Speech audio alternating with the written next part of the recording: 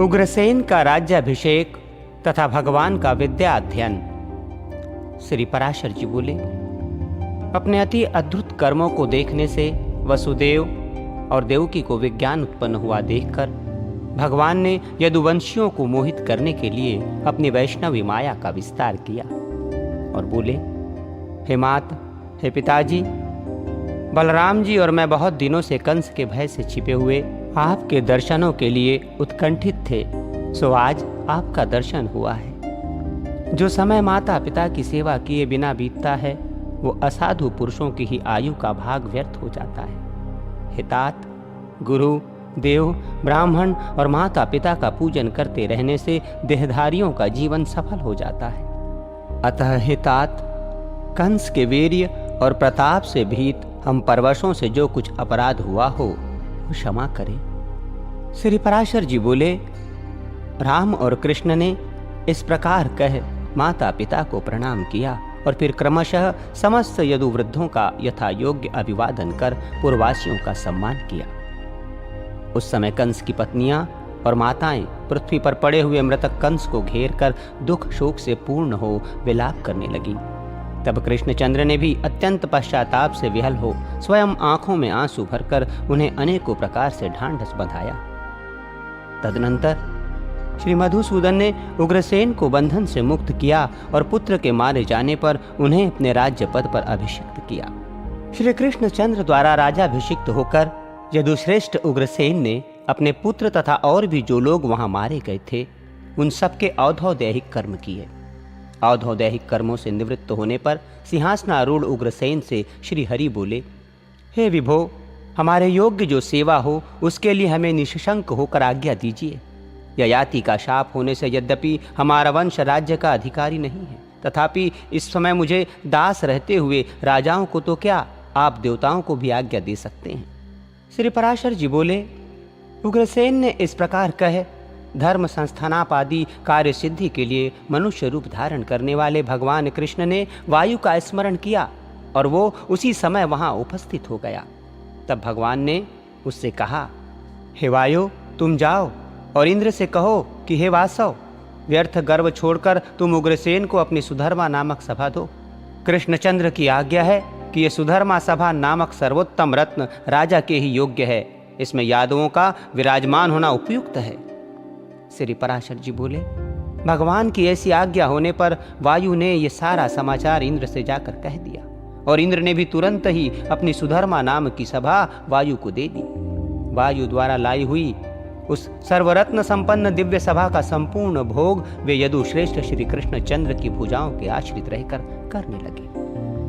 तदनंतर समस्त विज्ञानों को जानते हुए और सर्वज्ञान संपन्न होते हुए वीरवर कृष्ण और बलराम गुरु शिष्य संबंध को प्रकाशित करने के लिए उपनयन संस्कार के अनंतर विद्योपार्जन करने के लिए काशी में उत्पन्न हुए अवंतीपुरवासी सांदीपनि मुनि के यहाँ गए। वीर संकर्षण और जनार्दन सांदीपनि का शिष्यत्व स्वीकार कर वेदाभ्यास परायण हो यथा योग्य गुरु शुश्रूषादि में प्रवृत्त रह संपूर्ण लोगों को यथोचित शिष्टाचार प्रदर्शित करने लगे। हे द्विज, ये बड़े आश्चर्य की बात हुई कि उन्होंने केवल 64 दिन में रहस्य अस्त्र मंत्रोपनिषद और संग्रह अस्त्र प्रयोग के सहित संपूर्ण धनुर्वेद सीख लिया। सांदीपनि ने जब उनके इस असंभव और अति मानुष कर्म को देखा तो यही समझा कि साक्षात सूर्य और चंद्रमा ही मेरे घर आ गए हैं। उन दोनों ने अंगों सहित चारों वेद,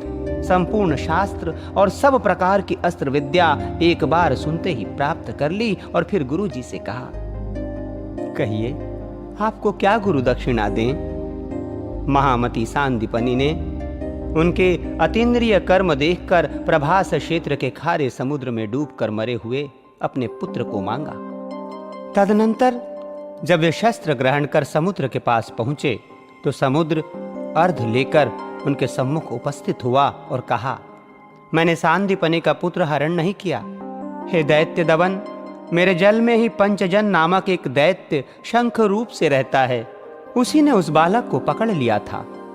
श्री पराशर जी बोले, समुद्र के इस प्रकार कहने पर कृष्णचंद्र ने जल के भीतर जाकर पंचजन का वध किया और उसकी अस्थियों से उत्पन्न हुए शंख को ले लिया, जिसके शब्द से दैत्यों का बल नष्ट हो जाता है, देवताओं का तेज बढ़ता है और अधर्म का क्षय होता है। तदनंतर उस पांचजन्य शंख को बजाते हुए श्री कृष्णचंद्र और बलवान बलराम यमपुर को गए और सूर्य पुत्र यम को जीतकर यम यातना भोगते हुए उस बालक को पूर्ववत शरीर युक्त कर उसके पिता को दे दिया। इसके पश्चात वे राम और कृष्ण राजा उग्रसेन द्वारा परिपालित मथुरापुरी में, जहां के स्त्री पुरुष उनके आगमन से आनंदित हो रहे थे, पधारे।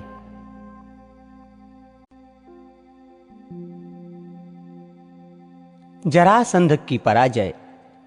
श्री पराशर जी बोले, हे मैत्रेय, महाबली कंस ने जरासंध की पुत्री अस्ति और प्राप्ति से विवाह किया था। अतः वो अत्यंत बलिष्ठ मगधराज क्रोध पूर्वक एक बहुत बड़ी सेना लेकर अपनी पुत्रियों के स्वामी कंस को मारने वाले श्री हरि को यादवों के सहित मारने की इच्छा से मथुरा पर चढ़ाया। मगधेश्वर जरासंध ने 23 अक्षौणी सेना के सहित आकर मथुरा को चारों ओर से घेर लिया।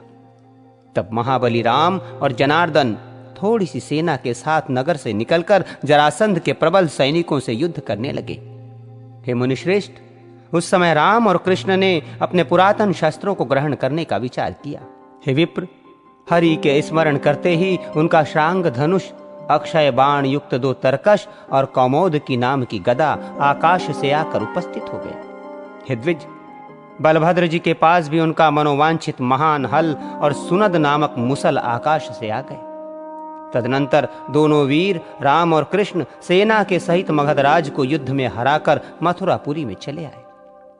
हे महामुने, दुराचारी जरासंध को जीत लेने पर भी उसके जीवित चले जाने के कारण कृष्णचंद्र ने अपने को अपराजित नहीं समझा। हे द्विजोत्तम, जरासंध फिर उतनी ही सेना लेकर आया, किंतु राम और कृष्ण से पराजित होकर भाग गया। इस प्रकार अत्यंत दुर्धर्ष मगधराज जरासंध ने राम और कृष्ण आदि यादवों से 18 बार युद्ध किया। इन सभी युद्धों में अधिक सैन्यशाली जरासंध थोड़ी सी सेना वाले यदुवंशियों से हार कर भाग गया। यादवों की थोड़ी सी सेना भी, जो उसकी अनेक बड़ी सेनाओं से पराजित न हुई, ये सब भगवान विष्णु के अंशावतार श्री कृष्णचंद्र की सन्निधि का ही महात्म्य था। उन मानव धर्मशील जगतपति की ये लीला ही है, जो कि ये अपने शत्रुओं पर नाना प्रकार के अस्त्र शस्त्र छोड़ रहे हैं, जो केवल संकल्प मात्र से ही संसार की उत्पत्ति और संहार कर देते हैं। उन्हें अपने शत्रु पक्ष का नाश करने के लिए भला उद्योग फैलाने की कितनी आवश्यकता है। तथापि वे बलवानों से संधि और बलहीनों से युद्ध करके मानव धर्मों का अनुवर्तन कर रहे थे। वे कहीं साम, कहीं दान और कहीं भेद नीति का व्यवहार करते थे तथा कहीं दंड देते और कहीं से स्वयं भाग भी जाते थे। इस प्रकार मानव देहधारियों की चेष्टाओं का अनुवर्तन करते हुए श्री जगतपति की अपनी इच्छा अनुसार लीलाएं होती रहती थीं।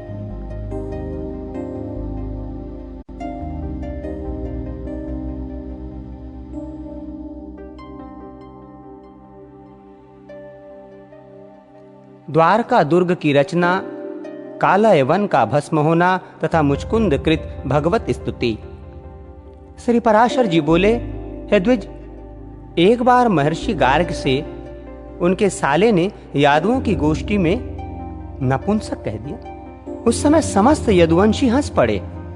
तब गार्ग ने अत्यंत कुपित हो दक्षिण समुद्र के तट पर जा यादव सेना को भयभीत करने वाले पुत्र की प्राप्ति के लिए तपस्या की। उन्होंने श्री महादेव जी की उपासना करते हुए केवल लोह चूर्ण भक्षण किया। तब भगवान शंकर ने 12वें वर्ष में प्रसन्न होकर उन्हें अभिष्ट वर दिया। एक पुत्रहीन यमनराज ने महर्षि गार्ग की अत्यंत सेवा कर उन्हें संतुष्ट किया। उसकी स्त्री के संग से ही इनके एक भौरे के समान कृष्णवर्ण बालक हुआ। वो यवनराज उस कालयवन नामक बालक को, जिसका वक्षस्थल वज्र के समान कठोर था, अपने राज्य पद पर अभिषिक्त कर स्वयं वन को चला गया। तदनंतर वीर्य मदोन्नमत्त कालयवन ने नारद जी से पूछा कि पृथ्वी पर बलवान राजा कौन कौन से हैं। इस पर नारद जी ने उसे यादवों को ही सबसे अधिक बलशाली बतलाया। ये सुनकर कालयवन ने हजारों हाथी, घोड़े और रथों के सहित सहस्रों करोड़ मलेच्छ सेना को साथ ले बड़ी भारी तैयारी की। और यादवों के प्रति क्रुद्ध होकर वो प्रतिदिन हाथी घोड़े आदि के थक जाने पर उन वाहनों को त्याग करता हुआ अन्य वाहनों पर चढ़कर अविच्छिन्न गति से मथुरापुरी पर चढ़ आया। एक ओर जरासंध का आक्रमण और दूसरी ओर कालय वन की चढ़ाई देखकर श्री कृष्णचंद्र ने सोचा, यवनों के साथ युद्ध करने से क्षीण हुई यादव सेना अवश्य ही मगध नरेश से पराजित हो जाएगी, और यदि प्रथम मगध नरेश से लड़ते हैं तो उससे क्षीण हुई यादव सेना को बलवान कालयवन नष्ट कर देगा। हाय, इस प्रकार यादवों पर एक ही साथ ये दो तरह की आपत्तियां पहुंची है। अतः मैं यादवों के लिए एक ऐसा दुर्जय दुर्ग तैयार कराता हूं जिसमें बैठकर वृष्णि श्रेष्ठ यादवों की तो बात ही क्या है, स्त्रियां भी युद्ध कर सकें। इस दुर्ग में रहने पर यदि मैं मत्त प्रमत्त असावधान सोया अथवा कहीं बाहर भी गया हूं, तब भी अधिक से अधिक दुष्ट शत्रुगण भी यादवों को पराभूत न कर सके। ऐसा विचार कर श्री गोविंद ने समुद्र से 12 योजन भूमि मांगी और उसमें द्वारकापुरी निर्माण की, जो इंद्र की अमरावती के समान महान उद्यान, गहरी खाई, सैकड़ों सरोवर तथा अनेकों महलों से सुशोभित थी। कालय वन के समीप आ जाने पर श्री जनार्दन संपूर्ण मथुरा निवासियों को द्वारकापुरी ले आए और फिर स्वयं मथुरा लौट गए। जब कालय वन की सेना ने मथुरा को घेर लिया तो श्री कृष्णचंद्र बिना शस्त्र लिए मथुरा से बाहर निकल आए। तब यवनराज कालयवन ने उन्हें देखा। महायोगीश्वरों का चित्त भी जिन्हें प्राप्त नहीं कर पाता, उन्हीं वासुदेव को केवल बाहुरूप शस्त्रों से ही युक्त अर्थात खाली हाथ देखकर वो उनके पीछे दौड़ा। कालय वन से पीछा किए जाते हुए श्री कृष्णचंद्र उस महागुहा में घुस गए जिसमें महावीरशाली राजा मुचकुंद सो रहा था। उस दुर्मति यवन ने भी उस गुफा में जाकर सोए हुए राजा को कृष्ण समझकर लात मारी। उसके लात मारने से उठकर राजा मुचकुंद ने उस यवनराज को देखा। हे मैत्रेय, उनके देखते ही वो यवन उसकी क्रोधाग्नि से जलकर भस्मीभूत हो गया। पूर्व काल में राजा मुचकुंद देवताओं की ओर से देवासुर संग्राम में गए थे। असुरों को मार चुकने पर अत्यंत निद्रालु होने के कारण उन्होंने देवताओं से बहुत समय तक सोने का वर मांगा था। उस समय देवताओं ने कहा था कि तुम्हारे शयन करने पर तुम्हें जो कोई जगावेगा वो तुरंत ही अपने शरीर से उत्पन्न हुई अग्नि से जलकर भस्म हो जाएगा। इस प्रकार पापी कालयवन को दग्ध कर चुकने पर राजा मुचुकुंद ने श्री मधुसूदन को देखकर पूछा, आप कौन हैं? तब भगवान ने कहा, मैं चंद्रवंश के अंतर्गत यदुकुल में वसुदेव जी के पुत्र रूप से उत्पन्न हुआ हूं। तब मुचुकुंद को वृद्ध गार्ग्य मुनि के वचनों का स्मरण हुआ। उनका स्मरण होते ही उन्होंने सर्वरूप सर्वेश्वर श्री हरि को प्रणाम करके कहा, हे परमेश्वर, मैंने आपको जान लिया है। आप साक्षात भगवान विष्णु के अंश हैं। पूर्व काल में गार्ग्य मुनि ने कहा था कि 28वें युग में द्वापर के अंत में यदुकुल में श्री हरि का जन्म होगा। निसंदेह आप भगवान विष्णु के अंश हैं और मनुष्यों के उपकार के लिए ही अवतीर्ण हुए हैं। तथापि मैं आपके महान तेज को सहन करने में समर्थ नहीं हूं। हे भगवान, आपका शब्द सजल मेघ की घोर गर्जना के समान अति गंभीर है तथा आपके चरणों से पीड़िता होकर पृथ्वी झुकी हुई है। हे देव, देवासुर महासंग्राम में दैत्य सेना के बड़े बड़े योद्धागण भी मेरा तेज नहीं सह सकते थे और मैं आपका तेज नहीं सहन कर सकता। संसार में पतित जीवों के एकमात्र आप ही परम आश्रय हैं। हे शरणागतों का दुख दूर करने वाले, आप प्रसन्न होइए और मेरे अमंगलों को नष्ट कीजिए। आप ही समुद्र हैं, आप ही पर्वत हैं, आप ही नदियां हैं और आप ही वन हैं तथा आप ही पृथ्वी, आकाश, वायु, जल, अग्नि और मन हैं। आप ही बुद्धि, अव्याकृत प्राण और प्राणों का अधिष्ठाता पुरुष हैं तथा पुरुष से भी परे जो व्यापक है और जन्म तथा विकार से शून्य तत्व है, वो भी आप ही हैं, जो शब्दादि से रहित, अजर, अमेय, अक्षय और नाश तथा वृद्धि से रहित है। वो आद्यंतहीन ब्रह्म भी आप ही हैं। आप ही से देवता, पितृगण, यक्ष, गंधर्व, किन्नर, सिद्ध और अप्सरागण उत्पन्न हुए हैं। आप ही से मनुष्य, पशु, पक्षी, सरीसृप और मृग आदि पैदा हुए हैं। आप ही से संपूर्ण वृक्ष और जो कुछ भी भूत भविष्यत चराचर जगत में है वो सब हुआ है। हे प्रभु, मूर्त अमूर्त, स्थूल सूक्ष्म तथा और भी जो कुछ है वो सब आप जगत करता ही है। आपसे भिन्न और कुछ भी नहीं है।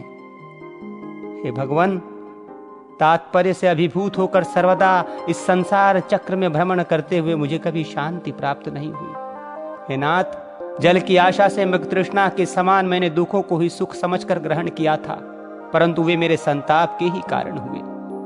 हे प्रभो, राज्य, पृथ्वी, सेना, कोश, मित्र, पक्ष, पुत्रगण, स्त्री तथा सेवक आदि और शब्दादि विषय, इन सबको मैंने अविनाशी तथा सुख बुद्धि से ही अपनाया था, किंतु हे ईश, परिणाम में वे ही दुख रूप सिद्ध हुए।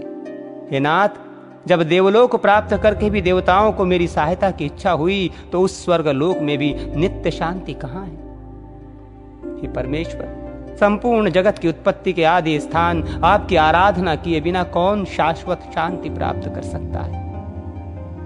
हे प्रभु, आपकी माया से मूढ़ हुए पुरुष जन्म, मृत्यु और जरा आदि संतापों को भोगते हुए अंत में यमराज का दर्शन करते हैं। आपके स्वरूप को न जानने वाले पुरुष नरकों में पड़कर अपने कर्मों के फलस्वरूप नाना प्रकार के दारुण क्लेश पाते हैं। हे परमेश्वर, मैं अत्यंत विषयी हूँ और आपकी माया से मोहित होकर ममत्वाभिमान के गड्ढे में भटकता रहा हूं। वही मैं आज अपार और अप्रमेय परम पद रूप आप परमेश्वर की शरण में आया हूं, जिससे भिन्न दूसरा कुछ भी नहीं है, और संसार भ्रमण के खेद से खिन्न चित्त होकर मैं निरतिशय तेजोमय निर्वाण स्वरूप आप ही का अभिलाषी हूं।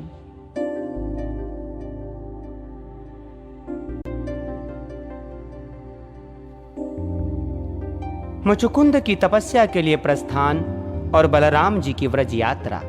श्री पराशर जी बोले, परम बुद्धिमान राजा मुचुकुंद के इस प्रकार स्तुति करने पर सर्वभूतों के ईश्वर अनादि निधन भगवान हरि बोले। श्री भगवान ने कहा, हे नरेश्वर, तुम अपने अभिमत दिव्य लोकों को जाओ।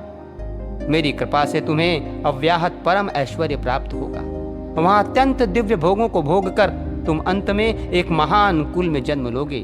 उस समय तुम्हें अपने पूर्व जन्म का स्मरण रहेगा और फिर मेरी कृपा से तुम मोक्ष पद प्राप्त करोगे। श्री पराशर जी बोले। भगवान के इस प्रकार कहने पर राजा मुचकुंद ने जगदीश्वर श्री अच्युत को प्रणाम किया और गुफा से निकलकर देखा कि लोग बहुत छोटे छोटे हो गए हैं। उस समय कलयुग को वर्तमान समझकर राजा तपस्या करने के लिए श्री नर नारायण के स्थान गंधमादन पर्वत पर चले गए। इस प्रकार कृष्णचंद्र ने उपाय पूर्वक शत्रु को नष्ट कर फिर मथुरा में आ उसकी हाथी, घोड़े, रथादि से सुशोभित सेना को अपने वशीभूत किया। उसे द्वारका में लाकर राजा उग्रसेन को अर्पण कर दिया। तब से यदुवंश शत्रुओं के दमन से निशंक हो गया। हे मैत्रेय, इस संपूर्ण विग्रह के शांत हो जाने पर बलदेव जी अपने बांधवों के दर्शन की उत्कंठा से नंद जी के गोकुल को गए।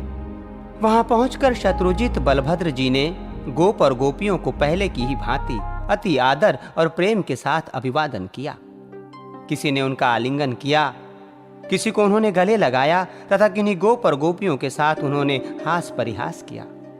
गोपों ने बलराम जी से अनेकों प्रिय वचन कहे तथा गोपियों में से कोई प्रणय कुपित होकर बोली और किन्हीं से उभालंभ युक्त बातें की। किन्हीं अन्य गोपियों ने पूछा, चंचल एवं अल्प प्रेम करना ही जिनका स्वभाव है, वे नगर नारियों के प्राण आधार कृष्ण तो आनंद में है ना?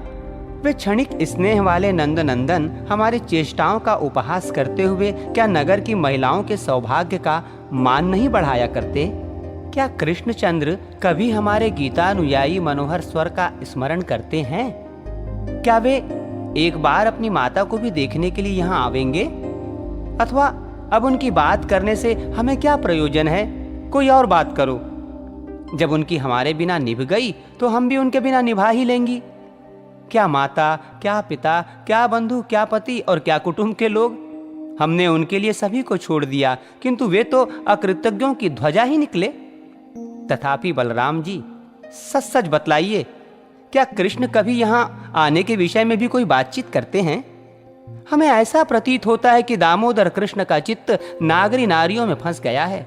हम में अब उनकी प्रीति नहीं है, अतः अब हमें तो उनका दर्शन दुर्लभ ही जान पड़ता है। श्री पराशर जी बोले।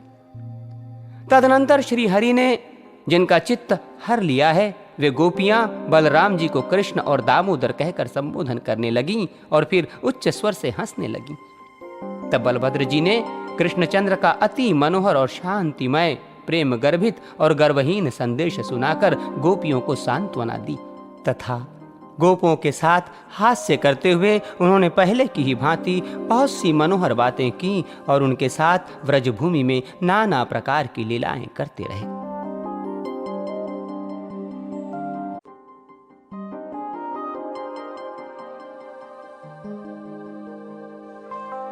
बलभद्र जी का व्रज विहार तथा यमुनाकर्षण। श्री पराशर जी बोले, अपने कार्यों से पृथ्वी को विचलित करने वाले, बड़े विकट कार्य करने वाले धरणीधर शेष जी के अवतार माया मानव स्वरूप महात्मा बलराम जी को गोपों के साथ वन में विचरते देख उनके उपभोग के लिए वरुण ने वारुणी मदिरा से कहा, हे मदिरे, जिन महाबलशाली अनंत देव को तुम सर्वदा प्रिय हो, हे शुभे, तुम उनके उपभोग और प्रसन्नता के लिए जाओ। वरुण की ऐसी आज्ञा होने पर वारुणी वृंदावन में उत्पन्न हुए कदम्ब वृक्ष के कोटर में रहने लगी। तब मनोहर मुख वाले बलदेव जी को वन में विचरते हुए मदिरा की अति उत्तम गंध सूंघने से उसे पीने की इच्छा हुई। मैत्रेयी, उसी समय कदम्ब से मध्य की धारा गिरती देख हलधारी बलराम जी बड़े प्रसन्न हुए तथा गाने बजाने में कुशल गोप और गोपियों के मधुर स्वर से गाते हुए उन्होंने उनके साथ प्रसन्नता पूर्वक मद्यपान किया। तदनंतर अत्यंत घाम के कारण स्वेद बिंदु रूप मोतियों से सुशोभित मदोन्मत्त बलराम जी ने विहल होकर कहा, यमुने आ, मैं स्नान करना चाहता हूं। उनके वाक्यों को उन्मत्त का प्रलाप समझकर यमुना ने उस पर कुछ भी ध्यान न दिया और वो वहां न आई। इस पर हलधर ने क्रोधित होकर अपना हल उठाया और मद से विहल होकर यमुना को हल की नोक से पकड़कर खींचते हुए कहा, अरे पापिनी, तू नहीं आती थी? अच्छा, अब यदि शक्ति हो तो इच्छा अनुसार अन्यत्र जा तो सही। इस प्रकार बलराम जी के खींचने पर यमुना ने अकस्मात अपना मार्ग छोड़ दिया और जिस वन में बलराम जी खड़े थे उसे आप्लावित कर दिया। तब वो शरीर धारण कर बलराम जी के पास आई और भयवश डबडबाती आंखों से कहने लगी, हे मुसलायुध, आप प्रसन्न होइए और मुझे छोड़ दीजिए। उसके इस मधुर वचनों को सुनकर हलायुध बलभद्र जी ने कहा, अरे नदी, क्या तू मेरे बलवीर्य की अवज्ञा करती है? देख, इस हल से मैं अभी तेरे हजारों टुकड़े कर डालूंगा। श्री पराशर जी बोले, बलराम जी द्वारा इस प्रकार कही जाने से भयभीत हुई यमुना के उस भूभाग में बहने लगने पर उन्होंने प्रसन्न होकर उसे छोड़ दिया। उस समय स्नान करने पर महात्मा बलराम जी की अत्यंत शोभा हुई। तब लक्ष्मी जी ने सशरीर प्रकट होकर उन्हें एक सुंदर कर्णफूल, एक कुंडल, एक वरुण की भेजी हुई कभी न कुमलाने वाली कमल पुष्पों की माला और 2 समुद्र के समान कांति वाले नीलवर्ण वस्त्र दिए। उन कर्णफूल, सुंदर कुंडल, नीलांबर और पुष्प मालाओं को धारण कर श्री बलराम जी अतिशय कांत युक्त हो सुशोभित होने लगे। इस प्रकार विभूषित होकर श्री बलभद्र जी ने वज्र में अनेकों लीलाएं की और फिर 2 मास पश्चात द्वारकापुरी को चले आए। वहां आकर बलदेव जी ने राजा रेवत की पुत्री रेवती से विवाह किया।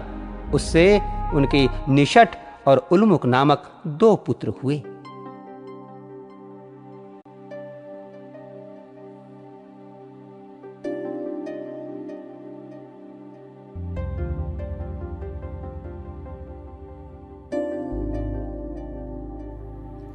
रुक्मणी हरण। श्री पराशर जी बोले, विदर्भ देशांतर्गत कुंडनीपुर नामक नगर में भीष्मक नामक एक राजा थे। उनके रुक्मी नामक पुत्र और रुक्मणी नाम की एक सुमुखी कन्या थी। श्री कृष्ण ने रुक्मणी की और चारुहासिनी रुक्मणी ने श्री कृष्णचंद्र की अभिलाषा की, किंतु भगवान श्री कृष्णचंद्र के प्रार्थना करने पर भी उनसे द्वेष करने के कारण रुक्मी ने उन्हें रुक्मणी न दी। महापराक्रमी भीष्मक ने जरासंध की प्रेरणा से रुक्मी से सहमत होकर शिशुपाल को रुक्मणी देने का निश्चय किया। तब शिशुपाल के हितैषी जरासंध आदि संपूर्ण राजागण विवाह में सम्मिलित होने के लिए भीष्मक के नगर में गए। इधर बलभद्र आदि यदुवंशियों के सहित श्री कृष्णचंद्र भी चेदीराज का विवाहोत्सव देखने के लिए कुंडिनपुर आए। तदनंतर विवाह का एक दिन रहने पर अपने विपक्षियों का भार बलभद्र आदि बंधुओं को सौंपकर श्री हरि ने उस कन्या का हरण कर लिया। तब श्रीमान पौंड्रक, दंतवक्र, विदुरथ, शिशुपाल, जरासंध और शाल्व आदि राजाओं ने क्रोधित होकर श्री हरि को मारने का महान उद्योग किया, किंतु वे सब बलराम आदि यदुश्रेष्ठों से बुड़भेद होने पर पराजित हो गए। तब रुक्मी ने ये प्रतिज्ञा कर कि मैं युद्ध में कृष्ण को मारे बिना कुंडिनपुर में प्रवेश नहीं करूंगा, कृष्ण को मारने के लिए उनका पीछा किया। किंतु श्री कृष्ण ने लीला से ही हाथी, घोड़े, रथ और पदातियों से युक्त उसकी सेना को नष्ट करके उसे जीत लिया और पृथ्वी में गिरा दिया। इस प्रकार रुक्मी को युद्ध में परास्त कर श्री मधुसूदन ने राक्षस विवाह से मिली हुई रुक्मणी का सम्यक वेदोक्त रीति से पाणी ग्रहण किया। उससे उनके कामदेव के अंश से उत्पन्न हुए वीर्यवान प्रद्युम्न जी का जन्म हुआ, जिन्हें शंबरासुर हर ले गया था और फिर जिन्होंने कालक्रम से शंबरासुर का वध किया था।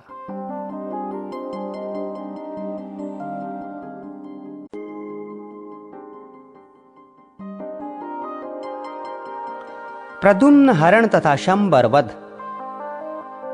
श्री मैत्रेय जी बोले, हे मुने, वीरवर प्रद्युम्न को शंबरासुर ने कैसे हरण किया था और फिर उस महाबली शंबर को प्रद्युम्न ने कैसे मारा? जिसको पहले उसने हरण किया था उसी ने पीछे उसे किस प्रकार मार डाला? हे गुरु, मैं ये संपूर्ण प्रसंग विस्तार पूर्वक सुनना चाहता हूं। श्री पराशर जी बोले, हे मुने, काल के समान विकराल शंबरासुर ने प्रद्युम्न को जन्म लेने के छठे ही दिन ये मेरा मारने वाला है ऐसा जानकर सूती का ग्रह से हर लिया था। उसका हरण करके शंबरासुर ने लवण समुद्र में डाल दिया, जो तरंगमाला जनित आवर्तों से पूर्ण और बड़े भयानक मकरों का घर है। वहां फेंके हुए उस बालक को एक मत्स्य ने निगल लिया, किंतु वो उसकी जठराग्नि से जलकर भी न मरा। कालांतर में कुछ मछेरों ने उसे अन्य मछलियों के साथ अपने जाल में फंसाया और असुर श्रेष्ठ शंबर को निवेदन किया। उसकी नाम मात्र की पत्नी मायावती संपूर्ण अंतःपुर की स्वामिनी थी और वो सुलक्षणा संपूर्ण सुदों रसोइयों का आधिपत्य करती थी। उस मछली का पेट चिरते ही उसमें एक अति सुंदर बालक दिखाई दिया, जो दग्ध हुए काम वृक्ष का प्रथम अंकुर था। तब ये कौन है और किस प्रकार इस मछली के पेट में डाला गया? इस प्रकार अत्यंत आश्चर्यचकित हुई उस सुंदरी से देवर्षि नारद ने आकर कहा, हे सुंदर भुकुटी वाली, ये संपूर्ण जगत के स्थित और संहार करता भगवान विष्णु का पुत्र है। इसे शंबरासुर ने सूतिका ग्रह से चुराकर समुद्र में फेंक दिया था। वहां इसे ये मत्स्य निगल गया और अब इसी के द्वारा ये तेरे घर में आ गया है। तू इस नर रत्न का विश्वस्त होकर पालन कर। श्री पराशर जी बोले, नारद जी के ऐसा कहने पर मायावती ने उस बालक की अतिशय सुंदरता से मोहित हो बाल्यावस्था से ही उसका अति अनुराग पूर्वक पालन किया। हे महामते, जिस समय वो नवयौवन के समागम से सुशोभित हुआ, तब वो गजगामिनी उसके प्रति कामना युक्त अनुराग प्रकट करने लगी। हे महामुने, जो अपना हृदय और नेत्र प्रद्युम्न में अर्पित कर चुकी थी, उस मायावती ने अनुराग से अंधी होकर उसे सब प्रकार की माया सिखा दी। इस प्रकार अपने ऊपर आसक्त हुई उस कमल लोचना से कृष्णनंदन प्रद्युम्न ने कहा, आज तुम मातृ भाव को छोड़कर ये अन्य प्रकार का भाव क्यों प्रकट कर रही हो?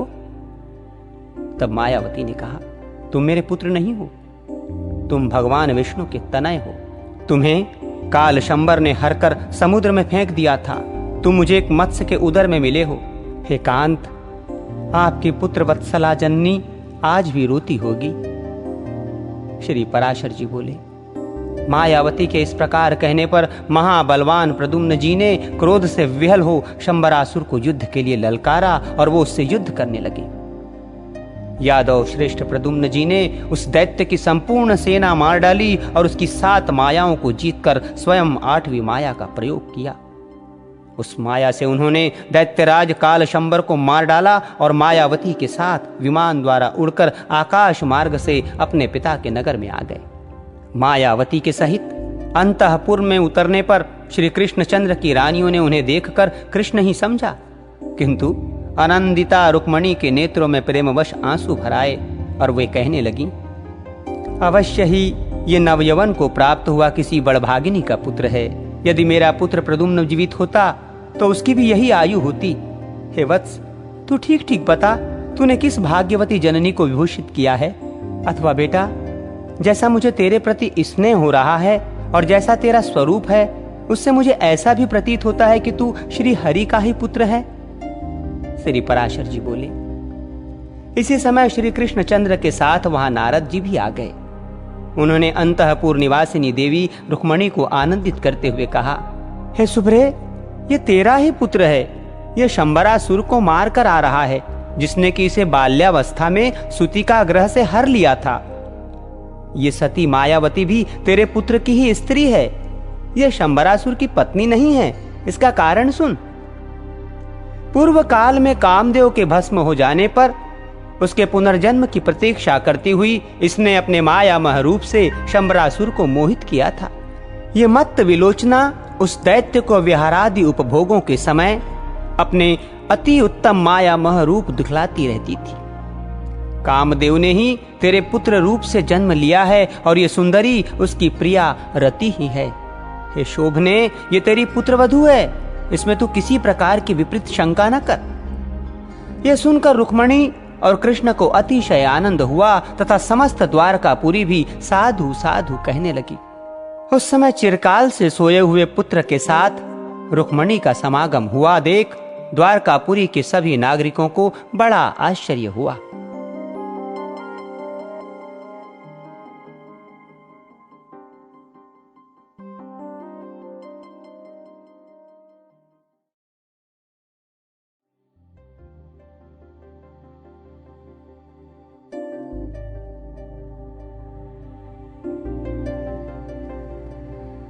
रुक्मी का वध। श्री पराशर जी बोले, हे मैत्रेय, रुक्मणी के प्रद्युम्न के अतिरिक्त चारुदेष्ण, सुदेष्ण, वीर्यवान, चारुदेह, सुषेण, चारुगुप्त, भद्रचारु, चारुविंद, सुचारु और बलवानों में श्रेष्ठ चारु नामक पुत्र तथा चारुमती नाम की एक कन्या हुई।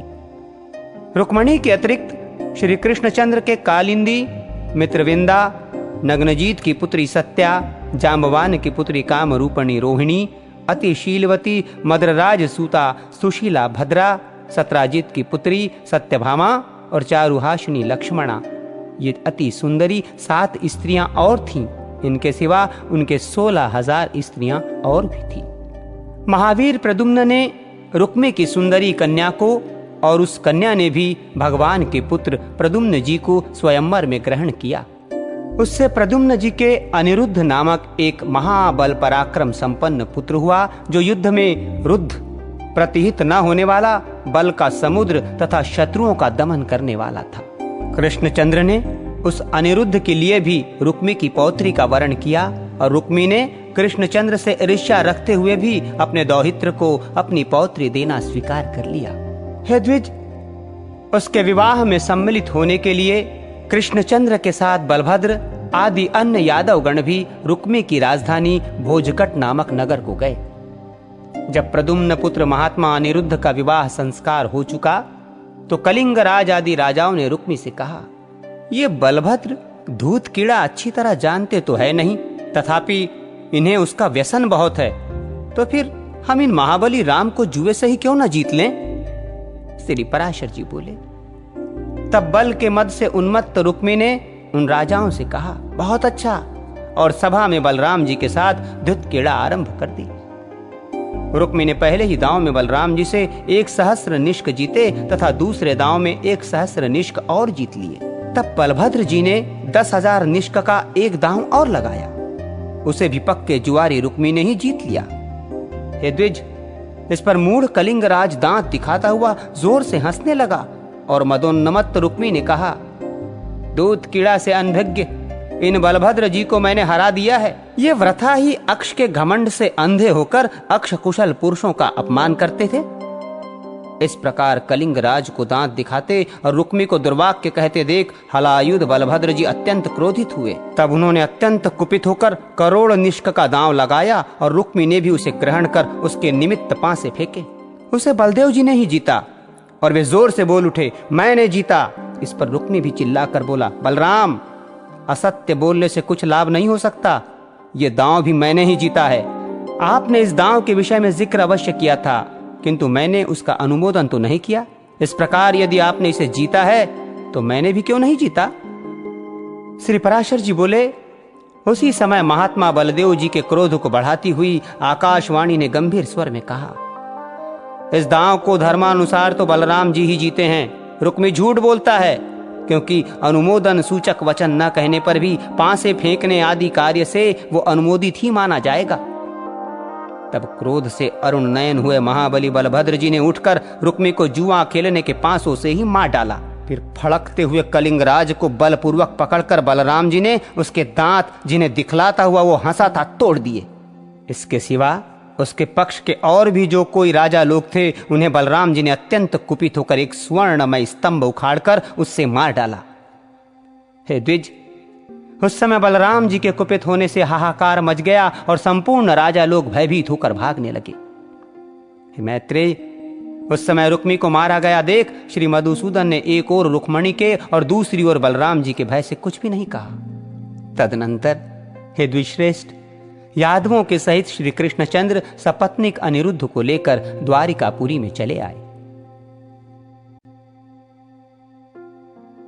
नरकासुर वध। श्री पराशर जी बोले, हे मैत्रेय, एक बार जब श्री भगवान द्वारका में ही थे, त्रिभुवनपति इंद्र अपने मत्त गजराज ऐरावत पर चढ़कर उनके पास आए। द्वारका में आकर वे भगवान से मिले और उनसे नरकासुर के अत्याचारों का वर्णन किया। वे बोले, हे मधुसूदन, इस समय मनुष्य रूप से स्थित होकर भी आप संपूर्ण देवताओं के स्वामी ने हमारे समस्त दुखों को शांत कर दिया है। जो अरिष्ट, धेनुक और केशी आदि असुर सर्वदा तपस्वियों को क्लेशित करते रहते थे, उन सबको आपने मार डाला। कंस, कुवलियापीड और बालघातिनी पुतना तथा और जो भी जो संसार के उपद्रव रूप थे, उन सबको आपने नष्ट कर दिया। आपके बाहुदंड की सत्ता से त्रिलोकी के सुरक्षित हो जाने के कारण याजकों के दिए हुए यज्ञ भावों को प्राप्त कर देवगण तृप्त हो रहे हैं। हे जनार्दन, इस समय जिस निमित्त से मैं आपके पास उपस्थित हुआ हूँ, उसे सुनकर आप उसके प्रतिकार का प्रयत्न करें। हे शत्रुदमन, ये पृथ्वी का पुत्र नरकासुर प्राग ज्योतिषपुर का स्वामी है। इस समय ये संपूर्ण जीवों का घात कर रहा है। हे जनार्दन, उसने देवता, सिद्ध, असुर और राजा आदिकों की कन्याओं को बलात् लाकर अपने अंतःपुर में बंद कर रखा है। इस दैत्य ने वरुण का जल बरसाने वाला छत्र और मंदराचल का मणिपर्वत नामक शिखर भी हर लिया है। हे कृष्ण, उसने मेरी माता आदिति के अमृत स्त्रावी दोनों दिव्य कुंडल ले लिए हैं और अब इस ऐरावत हाथी को भी लेना चाहता है। हे गोविंद, मैंने आपको उसकी ये सब अनीतियां सुना दी हैं। इनका जो प्रतिकार होना चाहिए वो आप स्वयं विचार लें। श्री पराशर जी बोले, इंद्र के ये वचन सुनकर श्री देवकी नंदन मुस्काए और इंद्र का हाथ पकड़कर अपने श्रेष्ठ आसन से उठे। फिर स्मरण करते ही उपस्थित हुए आकाशगामी गरुड़ पर सत्यभामा को चढ़ाकर स्वयं चढ़े और प्राग्ञ ज्योतिषपुर को चले। तदनंतर इंद्र भी ऐरावत पर चढ़कर देवलोक को गए तथा भगवान कृष्णचंद्र सब द्वारका वासियों के देखते देखते नरकासुर को मारने चले गए। हे द्विजोत्तम, प्राग ज्योतिषपुर के चारों ओर पृथ्वी 100 योजन तक मूर दैत्य के बनाए हुए छुरे की धारा के समान अति तीक्ष्ण पाशों से घिरी हुई थी। भगवान ने उन पाशों को सुदर्शन चक्र फेंक कर काट डाला। फिर मूर दैत्य भी सामना करने के लिए उठा, तब श्री केशव ने उसे भी मार डाला। तदनंतर श्री हरि ने मूर के साथ हजारों पुत्रों को भी अपने चक्र की धार रूप अग्नि में पतंग के समान भस्म कर दिया। हे द्विज, इस प्रकार मतिमान भगवान ने मुर, हैग्रीव एवं पंचजन्य आदि दैत्यों को मारकर बड़ी शीघ्रता से प्राग ज्योतिषपुर में प्रवेश किया। वहां पहुंचकर भगवान का अधिक सेना वाले नरकासुर से युद्ध हुआ, जिसमें श्री गोविंद ने उसके सहस्रों दैत्यों को मार डाला। दैत्य दल का दलन करने वाले महाबलवान भगवान चक्रपाणि ने शस्त्रार्थ की वर्षा करते हुए भूमिपुत्र नरकासुर के सुदर्शन चक्र फेंक कर 2 टुकड़े कर दिए। नरकासुर के मरते ही पृथ्वी आदिति के कुंडल लेकर उपस्थित हुई और श्री जगन्नाथ से कहने लगी। पृथ्वी बोली, हे नाथ, जिस समय वराह रूप धारण कर आपने मेरा उद्धार किया था, उसी समय आपके स्पर्श से मेरे ये पुत्र उत्पन्न हुआ था। इस प्रकार आप ही ने मुझे ये पुत्र दिया था और अब आप ही ने इसको नष्ट किया है। आप ये कुंडल लीजिए और अब इसकी संतान की रक्षा कीजिए। हे प्रभु, मेरे ऊपर प्रसन्न होकर ही आप मेरा भार उतारने के लिए अपने अंश से इस लोक में अवतीर्ण हुए हैं। हे अच्युत, इस जगत के आप ही कर्ता, आप ही विकर्ता, पोषक और आप ही हर्ता, संहारक हैं। आप ही इसकी उत्पत्ति और लय के स्थान हैं तथा आप ही जगत रूप हैं। फिर हम आपकी स्तुति कैसे करें? हे भगवान, जबकि व्याप्ति, व्याप्य, क्रिया, कर्ता और कार्य रूप आप ही हैं, तब सबके आत्म स्वरूप आपकी किस प्रकार स्तुति की जा सकती है? हे नाथ, जब आप ही परमात्मा, आप ही भूतात्मा और आप ही अव्यय जीवात्मा हैं, तब किस वस्तु को लेकर आपकी स्तुति हो सकती है? हे सर्वभूतात्मन, आप प्रसन्न होइए और इस नरकासुर के संपूर्ण अपराध क्षमा कीजिए। निश्चय ही आपने अपने पुत्र को निर्दोष करने के लिए ही स्वयं मारा है। श्री पराशर जी बोले, हे मुनिश्रेष्ठ, तदनंतर भगवान भूतभावन ने पृथ्वी से कहा, तुम्हारी इच्छा पूर्ण हो। और फिर नरकापुर के महल से नाना प्रकार के रत्न लिए। हे महामुने, अतुल विक्रम श्री भगवान ने नरकापुर के कन्यांतपुर में जाकर 16,100 कन्याएं देखी तथा 4 दांत वाले 6,000 गज श्रेष्ठ और 21 लाख काम्बोज देशी अश्व देखे। उन कन्याओं, हाथियों और घोड़ों को श्री कृष्णचंद्र ने नरकासुर के सेवकों द्वारा तुरंत ही द्वारकापुरी पहुंचा दिया। तदनंतर भगवान ने वरुण का छत्र और मणि पर्वत देखा। उन्हें उठाकर उन्होंने पक्षीराज गरुड़ पर रख लिया और सत्यभामा के सहित स्वयं भी उसी पर चढ़कर आदिति के कुंडल देने के लिए स्वर्गलोक को गए।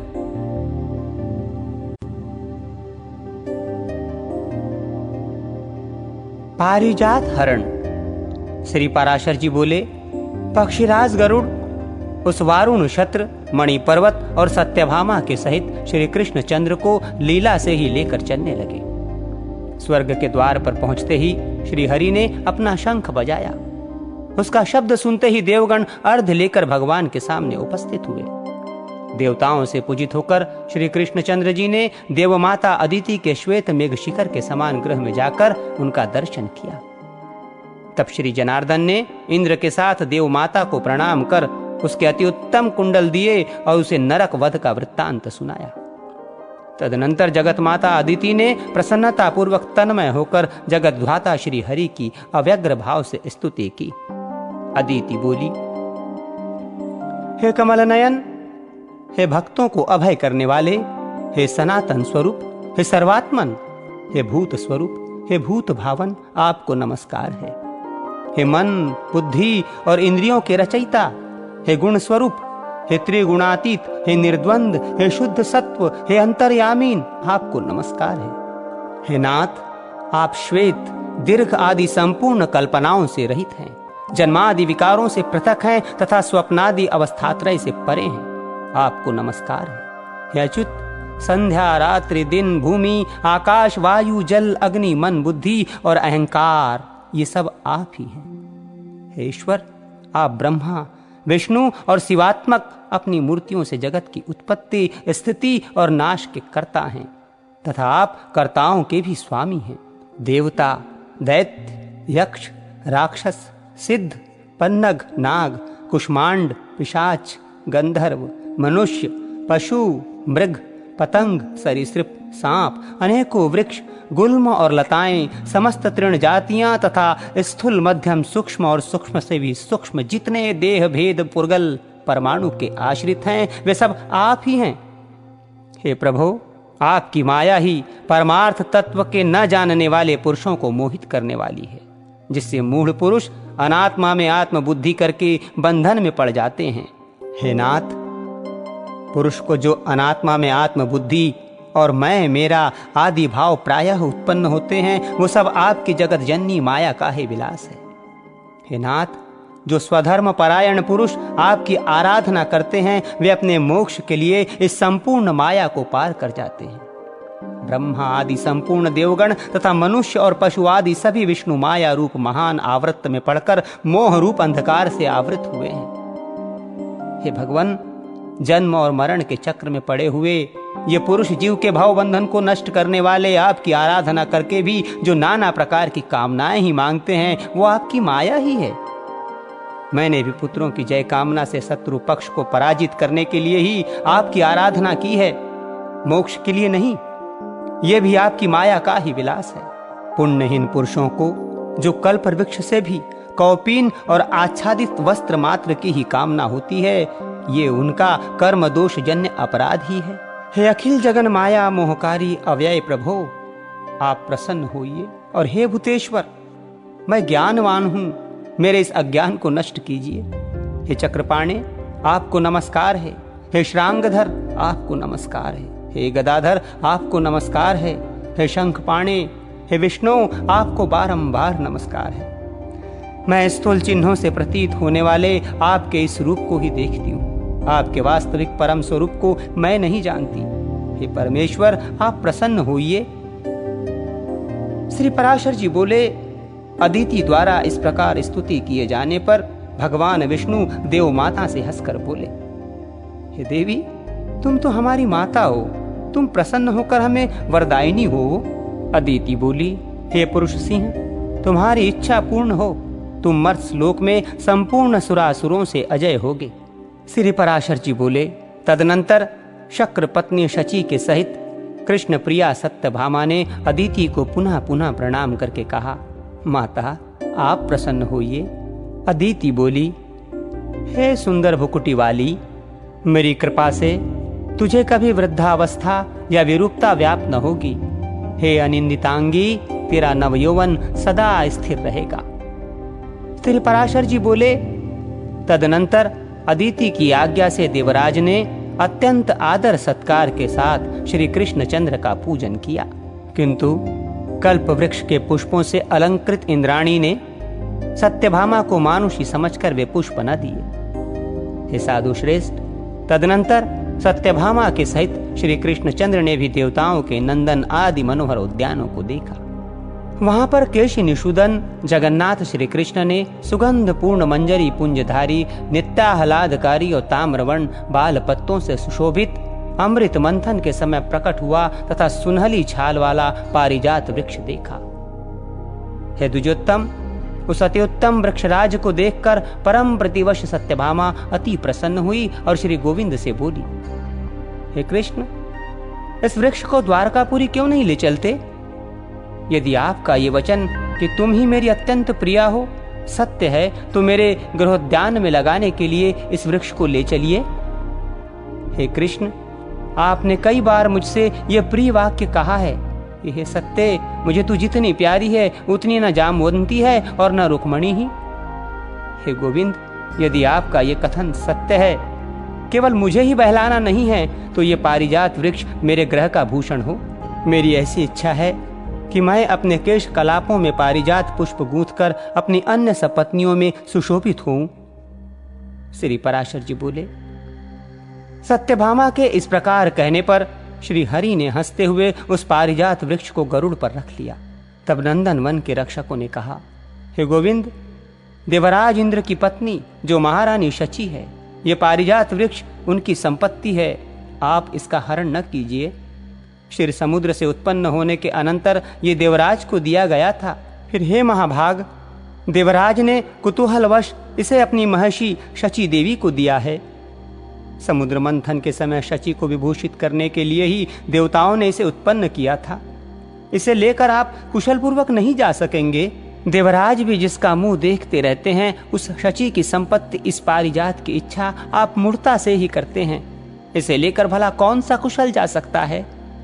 हे कृष्ण, देवराज इंद्र इस वृक्ष का बदला चुकाने के लिए अवश्य ही वज्र लेकर उद्यत होंगे और फिर देवगण भी अवश्य ही उनका अनुगमन करेंगे।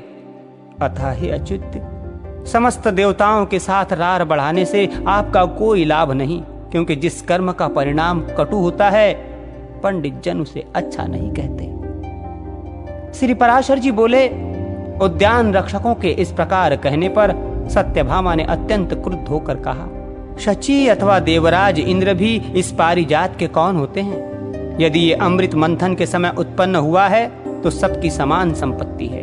अकेला इंद्र ही इसे कैसे ले सकता है? अरे वन रक्षकों, जिस प्रकार समुद्र से उत्पन्न हुए मदिरा, चंद्रमा और लक्ष्मी का सब लोग समानता से भोग करते हैं, उसी प्रकार पारिजात वृक्ष भी सभी की संपत्ति है। यदि पति के बाहुबल से गर्विता होकर शची ने ही इस पर अपना अधिकार जमा रखा है, तो उससे कहना कि सत्यभामा उस वृक्ष को हरण करा कर लिए जाती है, तुम्हें क्षमा करने की आवश्यकता नहीं। अरे मालियों, तुम तुरंत जाकर मेरे ये शब्द शची से कहो कि सत्यभामा अत्यंत गर्वपूर्वक कड़े अक्षरों से ये कहती है कि तुम यदि अपने पति को अत्यंत प्यारी हो और वे तुम्हारे वशीभूत हैं, तो मेरे पति को पारिजात हरण करने से रोकें। मैं तुम्हारे पति शक्र को जानती हूँ और ये भी जानती हूँ कि वे देवताओं के स्वामी हैं, तथापि मैं मानवी ही तुम्हारी इस पारिजात वृक्ष को लिए जाती हूँ। श्री पराशर जी बोले, सत्यभामा के इस प्रकार कहने पर वन रक्षकों ने शची के पास जाकर उससे संपूर्ण वृत्तांत ज्यों का त्यों कह दिया। ये सब सुनकर शची ने अपने पति देवराज इंद्र को उत्साहित किया। हे द्विजोत्तम, तब देवराज इंद्र पारिजात वृक्ष को छुड़ाने के लिए संपूर्ण देव सेना के सहित श्री हरि से लड़ने के लिए चले। जिस समय इंद्र ने अपने हाथ में वज्र लिया, उसी समय संपूर्ण देवगण परिध, निस्त्रिंश, गदा और शूल आदि अस्त्र शस्त्रों से सुसज्जित हो गए।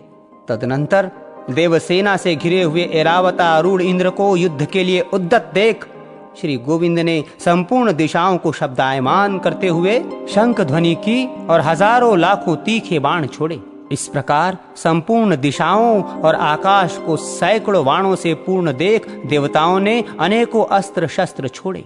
त्रिलोकी के स्वामी श्री मधुसूदन ने देवताओं के छोड़े हुए प्रत्येक अस्त्र शस्त्र के लीलाओं से ही हजारों टुकड़े कर दिए। सर्पाहारी गरुड़ ने जलाधिपति वरुण के पाश को खींचकर अपनी चोंच से सर्प के बच्चे के समान उसके कितने ही टुकड़े कर डाले। श्री देव की नंदन ने यम के फेंके हुए दंड को अपनी गदा से खंड खंड कर पृथ्वी पर गिरा दिया। कुबेर के विमान को भगवान ने सुदर्शन चक्र द्वारा तिल तिल कर डाला और सूर्य को अपनी तेजोमय दृष्टि से देखकर ही निस्तेज कर दिया। भगवान ने तदनंतर वाण बरसाकर अग्नि को शीतल कर दिया और वसुओं को दिशा विदिशाओं में भगा दिया तथा अपने चक्र से त्रिशूलों की नोक काटकर रुद्रगण को पृथ्वी पर गिरा दिया। भगवान के चलाए हुए वाणों से सांध्यगण, विश्वदेवगण, मरुद्गण और गंधर्वगण सेमल की रुई के समान आकाश में ही लीन हो गए। श्री भगवान के साथ गरुड़ जी भी अपनी चोंच, पंख और पंजों से देवताओं को खाते, मारते और फाड़ते फिर रहे थे। फिर जिस प्रकार दो मेघ जल की धाराएं बरसाते हों, उसी प्रकार देवराज इंद्र और श्री मधुसूदन एक दूसरे पर वाण बरसाने लगे। उस युद्ध में गरुड़ जी ऐरावत के साथ और श्री कृष्णचंद्र इंद्र तथा संपूर्ण देवताओं के साथ लड़ रहे थे। संपूर्ण बाणों के चुक जाने और अस्त्र शस्त्रों के कट जाने पर इंद्र ने शीघ्रता से वज्र और कृष्ण ने सुदर्शन चक्र हाथ में ले लिया। हे द्विश्रेष्ठ, उस समय संपूर्ण त्रिलोकी में इंद्र और कृष्णचंद्र को क्रमशः वज्र और चक्र लिए हुए देखकर हाहाकार मच गया। श्री हरि ने इंद्र के छोड़े हुए वज्र को अपने हाथों से पकड़ लिया और स्वयं चक्र न छोड़कर इंद्र से कहा, अरे ठहर। इस प्रकार वज्र छीन जाने और अपने वाहन ऐरावत के गरुड़ द्वारा शतविशत हो जाने के कारण भागते हुए वीर इंद्र से सत्यभामा ने कहा, हे त्रैलोकेश्वर, तुम शची के पति हो, तुम्हें इस प्रकार युद्ध में पीठ दिखलाना उचित नहीं है, तुम भागो मत। पारिजात पुष्पों की माला से विभूषिता होकर शची शीघ्र ही तुम्हारे पास आवेगी। अब प्रेमवश अपने पास आई हुई शची को पहले की ही भांति पारिजात पुष्प की माला से अलंकृत न देखकर तुम्हें देवराजत्व का क्या सुख होगा? हे शक्र, अब तुम्हें अधिक प्रयास करने की आवश्यकता नहीं है। तुम संकोच मत करो, इस पारिजात वृक्ष को ले जाओ, इसे पाकर देवगण संताप रहित हों। अपने पति के बाहुबल से अत्यंत गर्विता शची ने अपने घर जाने पर भी मुझे कुछ अधिक सम्मान की दृष्टि से नहीं देखा था। स्त्री होने से मेरा चित्त भी अधिक गंभीर नहीं है, इसलिए मैंने भी अपनी पति का गौरव प्रकट करने के लिए ही तुमसे ये लड़ाई ठानी थी। मुझे दूसरे की संपत्ति इस पारिजात को ले जाने की क्या आवश्यकता है? शची अपने रूप और पति के कारण गर्विता है, तो ऐसी कौन सी स्त्री है जो इस प्रकार गर्विली ना हो? श्री पराशर जी बोले, हे द्विज, सत्यभामा के इस प्रकार कहने पर देवराज लौट आए और बोले, हे क्रोधिते, मैं तुम्हारा सुहृदय हूं, अतः मेरे लिए ऐसी वैमनस्य बढ़ाने वाली उक्तियों के विस्तार करने का कोई प्रयोजन नहीं है। जो संपूर्ण जगत की उत्पत्ति, स्थिति और संहार करने वाले हैं, उन विश्वरूप प्रभु से पराजित होने में भी मुझे कोई संकोच नहीं है। जिस आदि और मध्य रहित प्रभु से ये संपूर्ण जगत उत्पन्न हुआ है, जिसमें ये स्थित है और फिर जिसमें लीन होकर अंत में ये न रहेगा, हे देवी, जगत की उत्पत्ति, प्रलय और पालन के कारण उस परमात्मा से ही परास्त होने में मुझे कैसे लज्जा हो सकती है, जिसकी अत्यंत अल्प और सूक्ष्म मूर्ति को, जो संपूर्ण जगत को उत्पन्न करने वाली है, संपूर्ण वेदों को जानने वाले अन्य पुरुष भी नहीं जान पाते, तथा जिसने जगत के उपकार के लिए अपनी इच्छा से ही मनुष्य रूप धारण किया है, उस अजन्मा, अकर्ता और नित्य ईश्वर को जीतने में कौन समर्थ है।